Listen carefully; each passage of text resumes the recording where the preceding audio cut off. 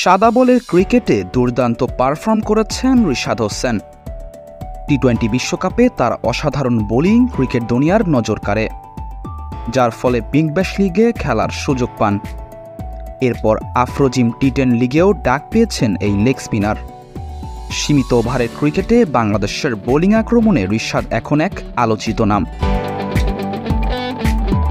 রিশাদের test ক্রিকেটে এখনও অভিষেক হয়নি।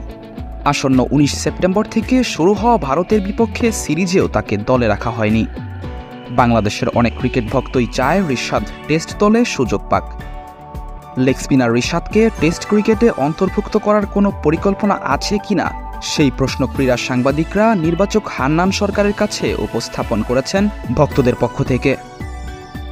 হান্নান সরকার জানিয়ে দিয়েছেন রিশাদকে টেস্টে খেলানোর পরিকল্পনা আছে বাংলাদেশের। তবে এখনই তারা শেষ সিদ্ধান্ত নিতে চান না, কারণ রিশাদের এখনও দীর্ঘ ফরম্যাটে খেলার অভিজ্ঞতা হয়নি। নির্বাচক হান্নান বলেন, টি-20তে একজন বোলার মাত্র 4 ওভার বোলিং করতে পারেন, আর ওয়ানডেতে 10 ওভার, কিন্তু টেস্টে বল করতে হয় 15 থেকে 20 ওভার। দীর্ঘ সময় বোলিং করার চাপ নেওয়ার মতো ক্ষমতা এখনও রিশাদের হয়নি। তবে আস্তে আস্তে তার অভিজ্ঞতা বাড়বে, তখন রিশাদকে দলে নেওয়ার ক্ষেত্রে নির্বাচকরাই আগ্রহী হবেন। হান্নান সরকার আরও বলেন, টেস্ট ক্রিকেট নিয়ে রিশাদ অবশ্যই আমাদের পরিকল্পনায় আছে। দীর্ঘ ফরম্যাটের খেলায় তার অভিজ্ঞতার অনেক অভাব রয়েছে।